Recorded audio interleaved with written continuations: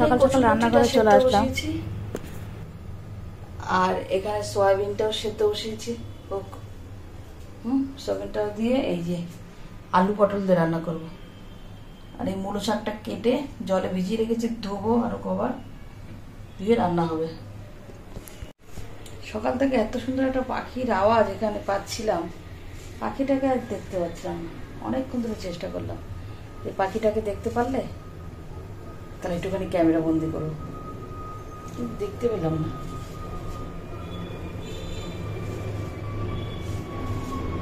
এরকম অনেক পাখি আসে, আমি তোমাদের বলি তোমরা হয়তো বিশ্বাস করো না, কিন্তু যে ক্যামেরা ধরতে যাই তখন দেখি না কোথায় যে কোন এই ছোট ছোট এরকম এই টুকুন টুকুন পাখিগুলো আসে, নাম জানি না কি পাখি সব। চলো রান্নাটা সেরে আজকে ব্রেকফাস্ট হবে কি বলো তো, দাঁড়াও দেখাচ্ছি ব্রেকফাস্ট কি হবে। সব খালি বোতলগুলো, অল্প অল্প জল রয়েছে।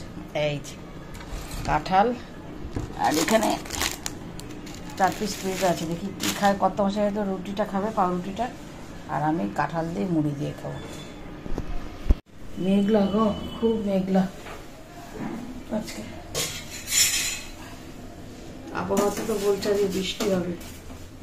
ঠাকুরের জানলাটা কথা বলতে বলতে উঠে আসলাম, ঠাকুরের জানলাটা বন্ধ করিনি।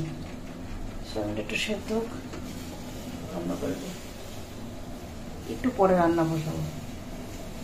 ব্রেকফাস্ট করে নিই, সব তো গোছানো হয়ে গেছে। ও মশলাটা করে রাখবো, নাহলে পটপট যদি কারেন্ট যায় অসুবিধা হবে। মশলাটা আগে করে রাখি।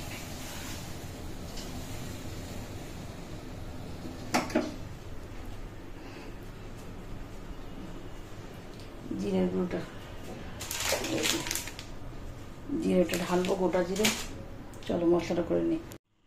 কিচ্ছু মশলা দিইনি, একটুখানি গোটা জিরে, আদা আর একটু কাঁচা লঙ্কা, এই একটু পেস্ট করে দিলাম। সয়াবিন আলুর তরকারি, সঙ্গে পটলও দিয়েছিলাম, আলু না, শুধু আলু পটল সয়াবিন সব দিয়ে তরকারি।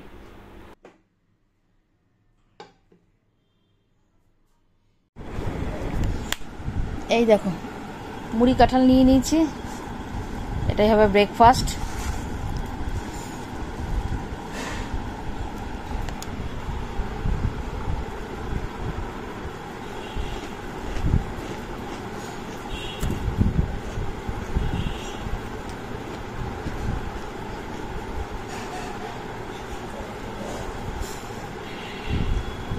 বাইরে দেখো একটু একটু বৃষ্টি হচ্ছে,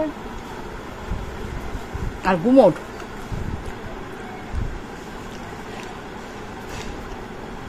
কাঁঠালটা এত ভালো কাঁঠাল না গো, গায়ে নিয়ে বসলাম না কেন জানো, মুড়ি ভাবতে ওরে যদি ঠাকুর ঢুকে যায়, মুড়িটির এখানেই খাই। হ্যাঁ, এক হাতে বাটি না ধরলে হবে না, খেয়ে নি।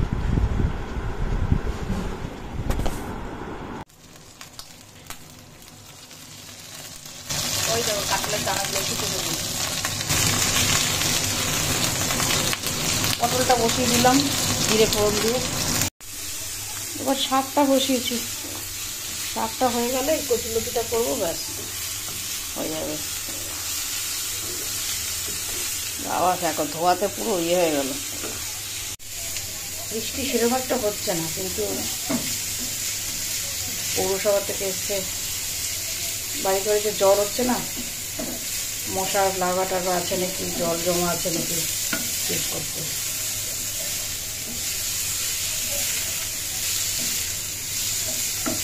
করে আসি। দেখো ফাইনালি রান্নাটা হলো অবশেষে। এই যে কচুরলতিটা করেছি, আর এখানে শাক। দাঁড়াও সব একসঙ্গে রাখি, তাহলে ছবিটা তুলতে পারবো, পাশাপাশি থাকবে। দাঁড়াও সাজিয়ে নি। এই এবার দেখো এই কচুরলতি, এই মূলো শাক, আর এই হচ্ছে আলু পটল দিয়ে সয়াবিন, পুরো কাঁচা লঙ্কা, কোনো শুকনো লঙ্কা দিইনি। ধোয়া উঠছে এখন, দেখো বৃষ্টি নামলো ঝপঝপিয়ে। আবার মূলো শাক, কচুরলতি আর সয়াবিন আলুর তরকারি। সয়াবিন আলু না, পটলও আছে সাথে। নামলো বৃষ্টি।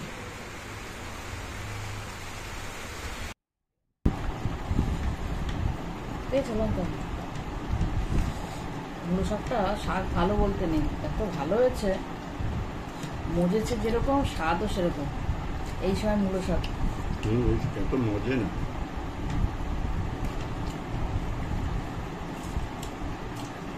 বরং শীতকালে মূলো শাক চটকে নিতে হয়।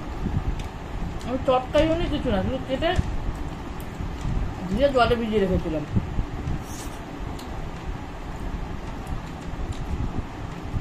খুব ভালো লাগছে খেতে, আর সেরকম শীতকালের মতনই গন্ধ।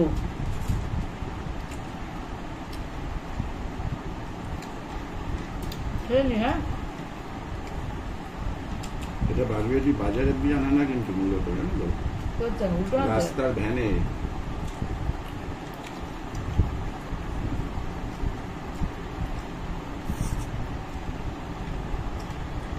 সে যেখান থেকে হোক না কেন, শাকটা খুব ভালো তো। শাকটা এরকম সব, তার মূলোটাও ভালো হবে। এই মূলোটা দিয়েই মৌলা মাছটা করবো, মানে শীতকাল লাগবে। ধন্যবাদ আছে তো। মূলো, ধনেপাতা, বড়ি। বাহ।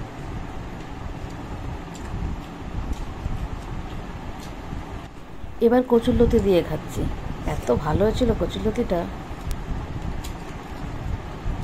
শুধু কালো জিরে ফোড়ন দিয়ে একটু নুন, মিষ্টি আর হলুদ, আর কিছু না।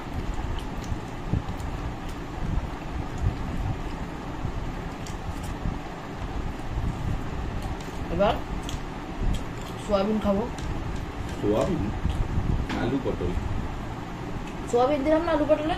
হ্যাঁ, সোয়াবিনও তো দিচ্ছি। এই আলু পটলে সোয়াবিনের তরকারি। ঠিক আছে, খেয়ে আসছে। হ্যাঁ, খেয়ে একটু শুলাম, এসে একটু মৌরি খাচ্ছি। এখন এই কিছুক্ষণ একটুখানি শুয়ে শুয়ে ফোন ঘাটাঘাটি করবো, ঘুম আসলে ঘুমাবো, নালে উঠে পড়বো। পরে যদি আসতে পারি তো আসবো, নাহলে আবার আগামীকাল দেখা হবে। টাটা।